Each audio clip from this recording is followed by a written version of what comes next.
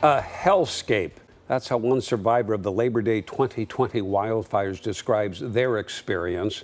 5 years ago, wind-fueled wildfires torched more than 1 million acres in Oregon, much of it around Labor Day. Just incredible images. It's really hard to forget all that heartbreak. And one of the hardest hit areas, small communities along Highway 22 approaching Sandy Ann Pass. Our Todd Unger here now with us with the first of a two-part series. Yeah, Jeff, Liz, you might recall there were already wildfires burning by the time the September holiday hit, namely the Beachy Creek and Lions Head fires. But powerful easterly winds and mountainous terrain turned those into monsters in the Sandy Ann Canyon, and then even more fires sparked.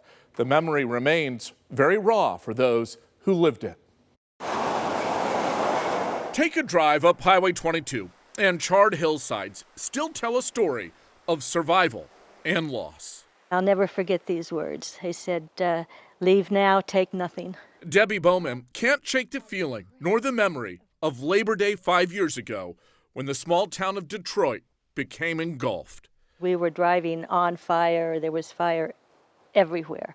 We thought the tires were going to burn off. Debbie and her husband survived.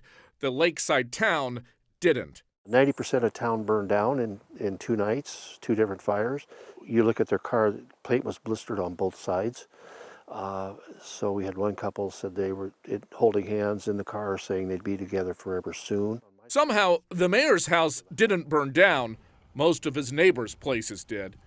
There are dozens of rebuilt homes in town now, a sign of steady progress. But the little downtown remains a shell of its former self. And then there's the impact all that fire left on the lake itself. Destroyed the forest canopy, which protected the snowpack, which is what kept the lake full during the summer. That snowpack went away very, very quickly this year. 17 miles away, and tiny gates say the word fire, and it's no joking matter.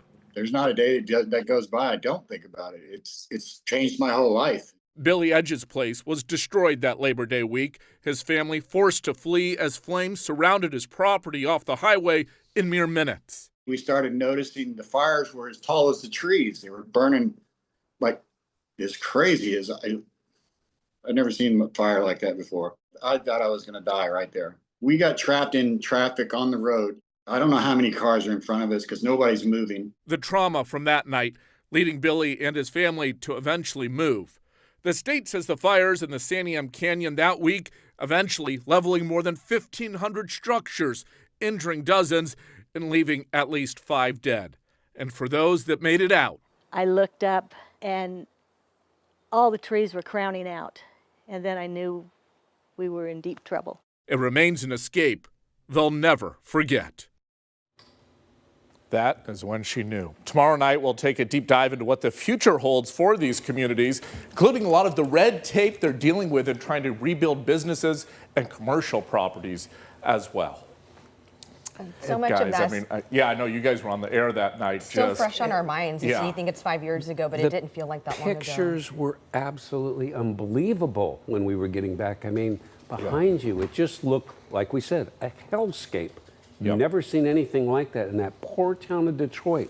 Everything just funneled down there like that. And people forget this was really still in the midst of COVID here, which really complicated firefighting efforts, evacuations. I mean, it was a mess. It was bad and that conditions for burnt a while. out fire truck that you saw in Detroit said it all, didn't it? It did. A destroyed fire truck just there for all to see. Todd, great. We'll look forward to the next report. All right. Thanks guys.